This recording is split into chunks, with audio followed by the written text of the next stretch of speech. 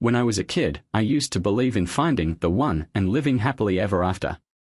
It sounds so innocent, doesn't it? But life can throw curveballs at you, and your childhood dreams may not matter much anymore. Sometimes you have to stand up for yourself and your dignity. Let me share my story with you. All I could hear at that moment was a kind of noise, like the adults in those old Charlie Brown cartoons. It felt like my hearing had just switched off 5 minutes ago, replaced by a tidal wave of anger that surged through me. My knuckles turned white as I clenched my fists on the table. I completely tuned out my wife, who was trying to explain something to me. 15 minutes earlier, I had come home from work, looking forward to a relaxing Friday night with a beer to kick off the weekend with my wife. But reality had other plans. Despite the beer sitting on the table, my wife hit me with a bombshell in just 5 words: "Honey, we need to talk." Before we dive deep into the heart of the story, let me give you some background. I'm Alex, a 29-year-old guy with a master's degree in computer science, working at an IT consulting firm. I stand at 5 feet 11 inches and weigh around 205 pounds. I keep myself in shape with daily gym sessions and a 5 a.m. morning run. My wife, Emma, is 2 years younger, standing at 5 feet 5 inches.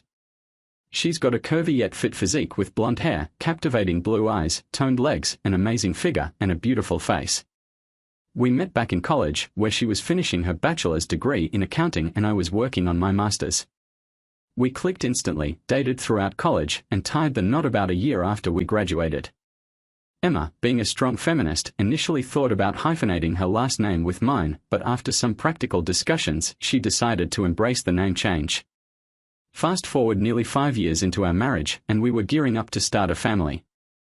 Due to some complications with her birth control pills, we'd been using protection.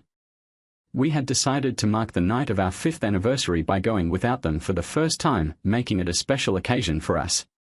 Now, back to the moment when this tale takes a dramatic turn. With a beer in my hand and seated across from my wife, she uttered 5 words that sent my anger soaring. She expressed her desire to try something different for a month or so before we started a family, wanting to clear any lingering doubts before becoming a mother. As I tried to wrap my head around what she was suggesting, I couldn't believe she wanted to go on dates with other men while we were married. It felt like she was breaking our vows and expecting me to be okay with it. I confronted her, expressing my shock and frustration at her idea. Despite my objections, she insisted it was just a temporary thing and promised to return as a loving and faithful wife after this short period. She tried to justify her actions by saying it wouldn't be considered cheating as long as I was aware and accepting of it. She intended to be open about her encounters. In an attempt to understand where this crazy idea came from, I asked her if Margaret, her 4-time divorced colleague, had influenced her. It turned out my suspicions were right, as she mentioned seeking advice from Margaret, who thought this experience would clear her mind before starting a family. I was getting increasingly frustrated with her and found her reasons absurd. I warned her about the potential consequences for our relationship, but she remained determined to go through with her plan.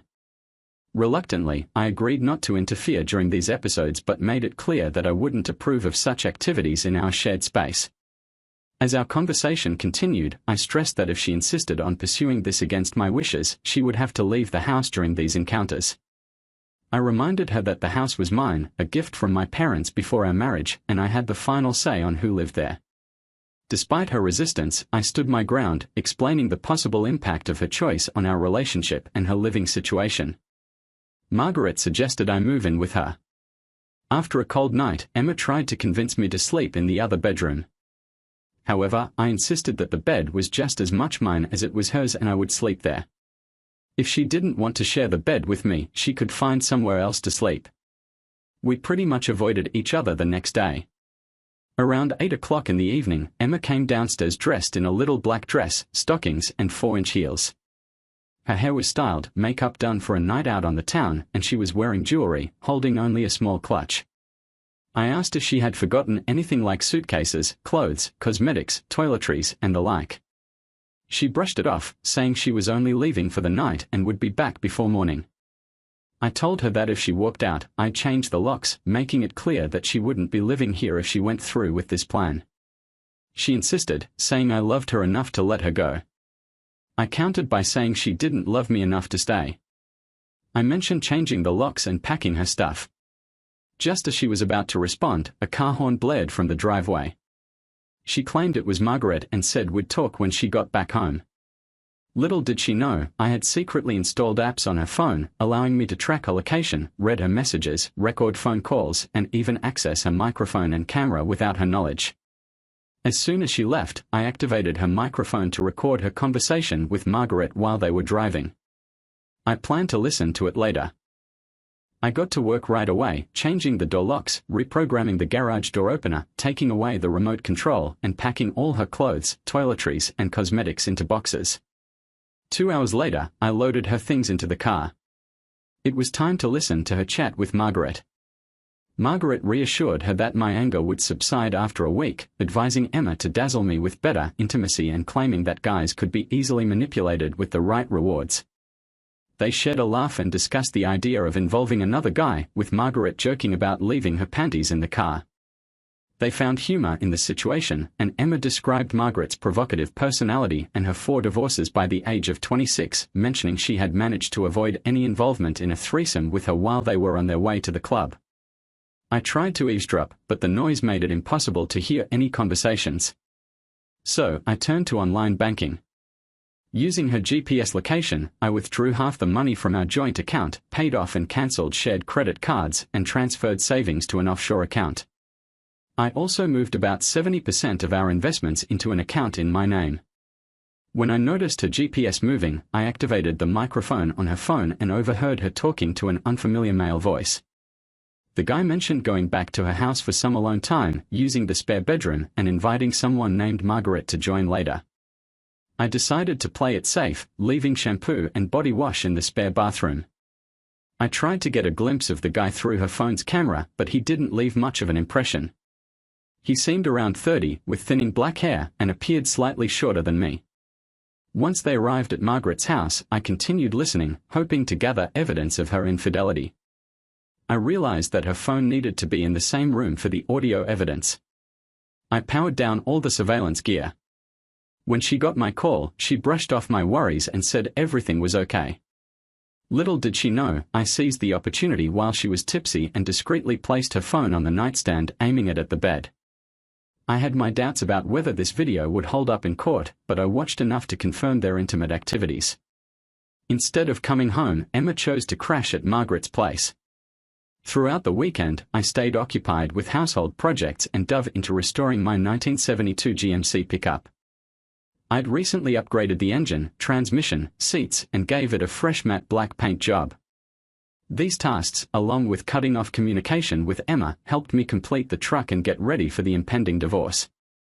I sought legal counsel and began crafting the divorce papers, officially marking the end of our true blood relationship. Let's be real, divorce laws in this state appear to favor women. It's no secret that if you're a guy, you're at a disadvantage when it comes to divorce. Women often play the victim card, leaving the faithful husband to foot the bill for their philandering lifestyle. There's not much a guy can do to protect himself. So, when Friday evening rolled around, my truck was spotless and I was geared up for the night. After a refreshing shower, a clean shave, and a dash of cologne, I dressed in some freshly pressed jeans, a sharp black button-down shirt, and my stylish rattlesnake leather cowboy boots.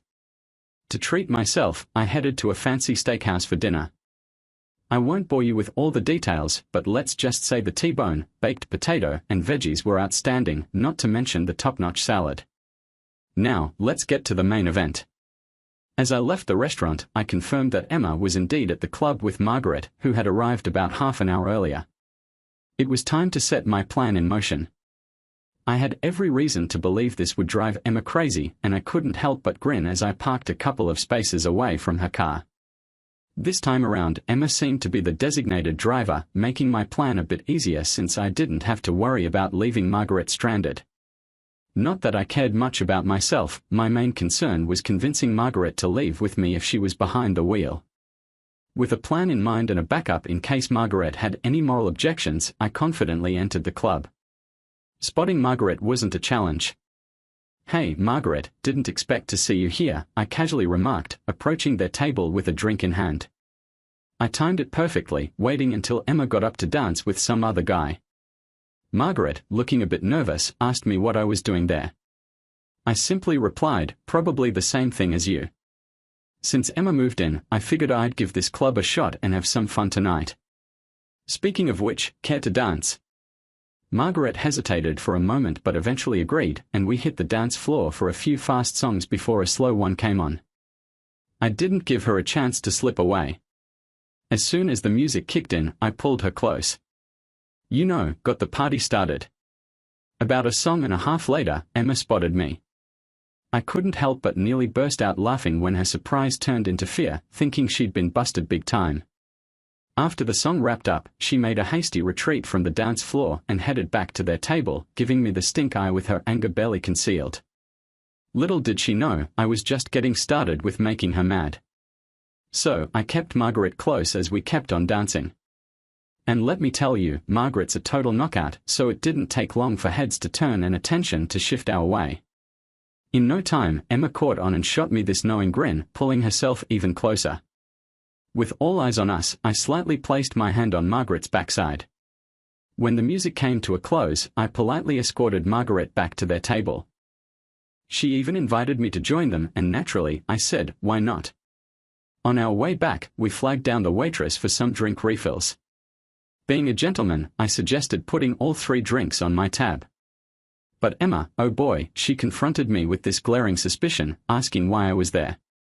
I simply shot back that I was there for the same reasons she was, to drink, dance, and have a blast. She accused me of trying to wreck her night, but I just waved it off, explaining I had no clue she'd be around. While Emma tried to make me jealous by flirting with other guys, I paid her no mind and kept my focus squarely on Margaret. We pretty much claimed each other's attention and made it crystal clear we were a pair. After a couple of hours, I decided it was time to make my exit. Margaret was ready, and we headed back to my place. She didn't seem too concerned about Emma. In fact, she nonchalantly said Emma could find her own way home. In the car, I kept things lively, and once we reached her place, we didn't waste a second. Let's just say things got pretty intense, and we barely noticed the front door slam.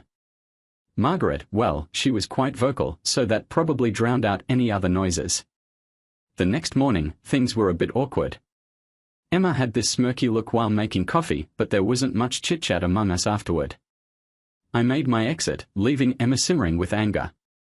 Motivated by this, I started reaching out to Emma's attractive, single co-workers, convincing them to go on dates with me. Despite some initial hesitations due to our marital status, I assured them that Emma and I were separated. As Emma shared her office, gossip and news about my date spread among her friends. Tension started brewing between Emma, Margaret, and the other single ladies at work. I even began socializing with them, inviting them out for drinks, dinner, and dances. It was all part of my grand plan. I strategically showed up wherever Emma was, thanks to a bit of GPS tracking and some nifty voice and video apps on her phone. I heard from her co-workers that they were genuinely impressed with our dates. Despite Emma bringing other guys along, her relationship with Margaret started to unravel more, and I was having a blast with the good times I was having. We were dining out, dancing, and, well, getting cozy, if you catch my drift. Plus, I got to savor every moment of Emma's rants and frustrations. Life was feeling pretty sweet. But then things took an unexpected twist when Margaret decided to have a heart-to-heart with Emma about what they thought was our little plan. Emma seemed let down, explaining that I was supposed to wait for her to finish her adventures before we started a family. Even Margaret was scratching her head at the whole thing, but Emma had another curveball to throw. She spilled the beans that after her fun-filled escapades, she intended to come back to me, especially since our anniversary was right around the corner. We had this grand idea of starting a family, you see. Margaret was pretty outraged, and she questioned why Emma brought me into this mess and even spent the night with her husband. Emma wasn't backing down, though. She claimed she'd been lusting after me for years and that I was the one who lit the fire. She also pointed out that I'd been checking out all our single co-workers. Now, for the final act of my master plan. I made a call to my lawyer and gave her some last-minute instructions. With just over a week left until our anniversary, I was gearing up for a celebration that Emma would remember forever. When Emma called to head back home, I played it cool and told her I had surprise plans brewing at home, which included some housework. I even dropped some hints about setting up a nursery, getting her all excited about the idea of starting a family. Fast forward to our anniversary evening and our big party was in full swing with friends and family. When Emma arrived, she was taken aback by all the festivities. I made a big announcement, introducing her as the guest of honor. And then Rob showed up, causing a bit of confusion. I had to reassure Emma that it was just an epic celebration with our nearest and dearest. The night carried on with dinner, drinks, and lots of laughter, but the surprises weren't over. We had some changes to the house, including a surprise pool in the backyard that left Emma in awe. As we moved to the top floor, Emma gave me some subtle hints about wanting to see the renovations I'd been working on, thinking one of the bedrooms had been transformed into a nursery.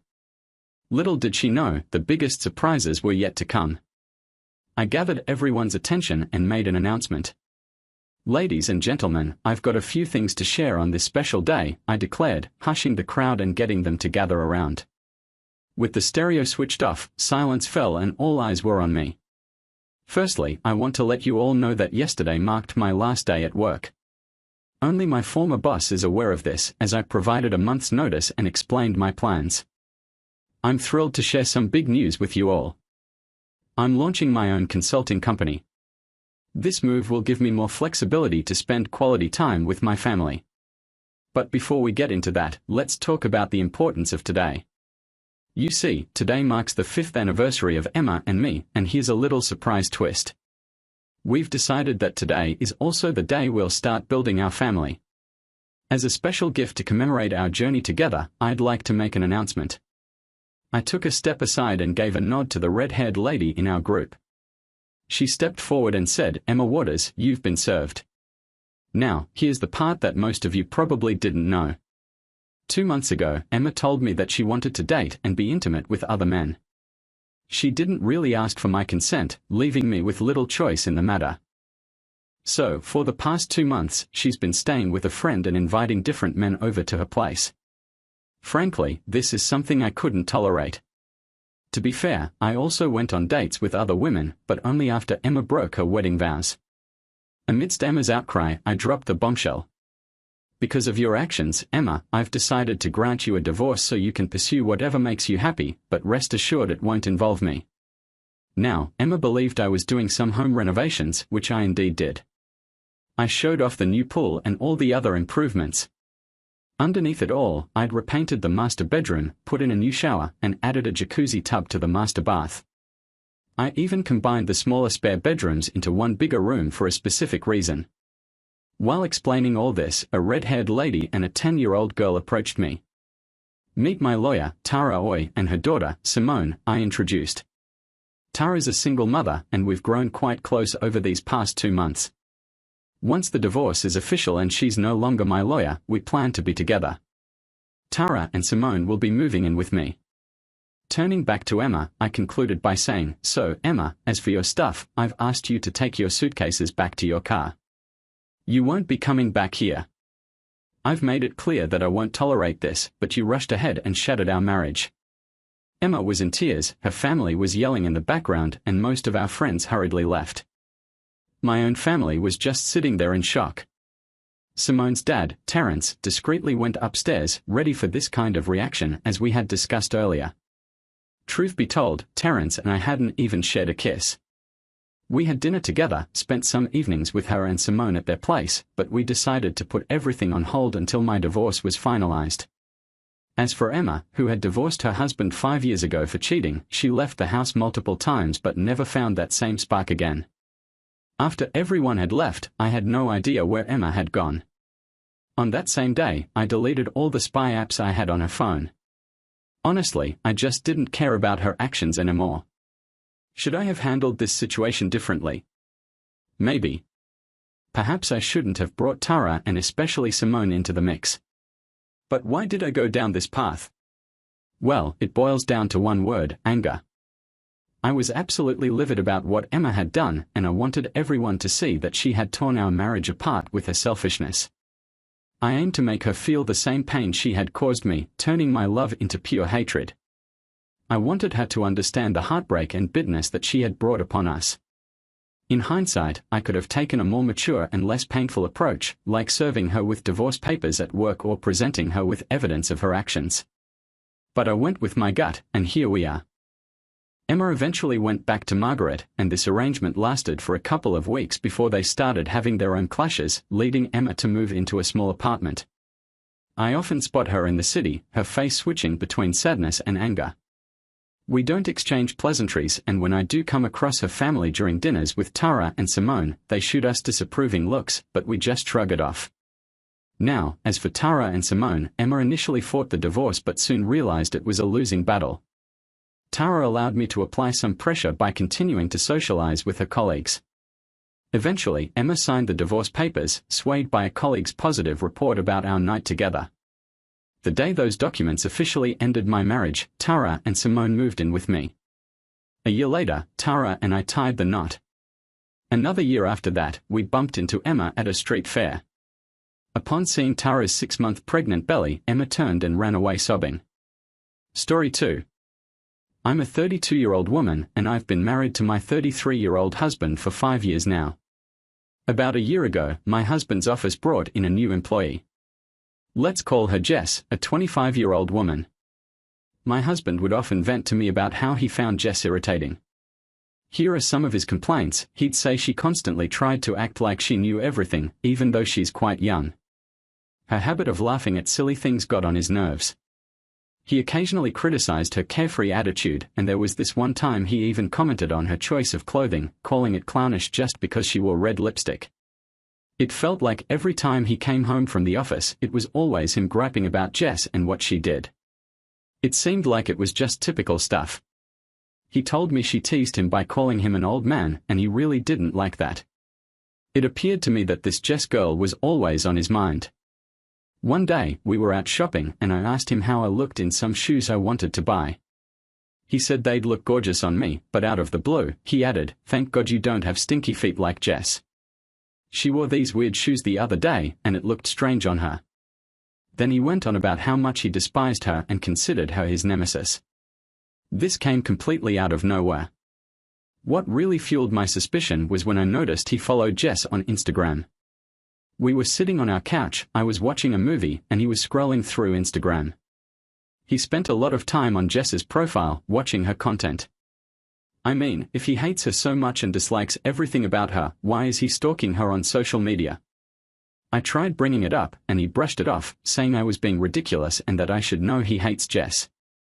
He made me feel insecure for even thinking something was going on, but my gut tells me otherwise. I mean, logically, if he hates someone that much, he wouldn't bring them up in every conversation. So, what should I do next? All right, I've got some news to share now.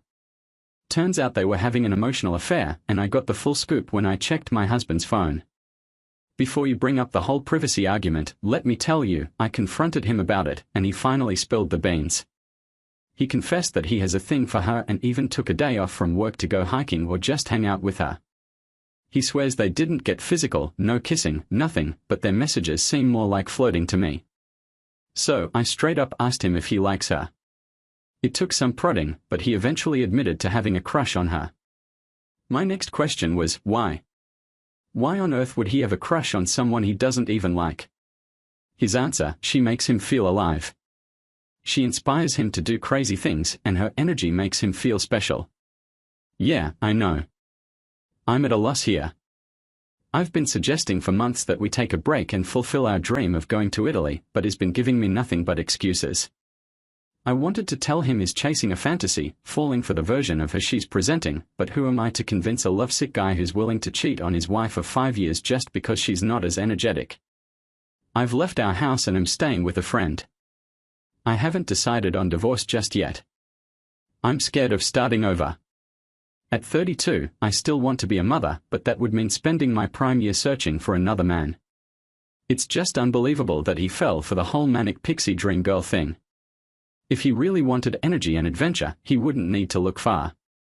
I'd be up for hiking and spending quality time together, but instead, he chose a girl he claims to hate, although not really.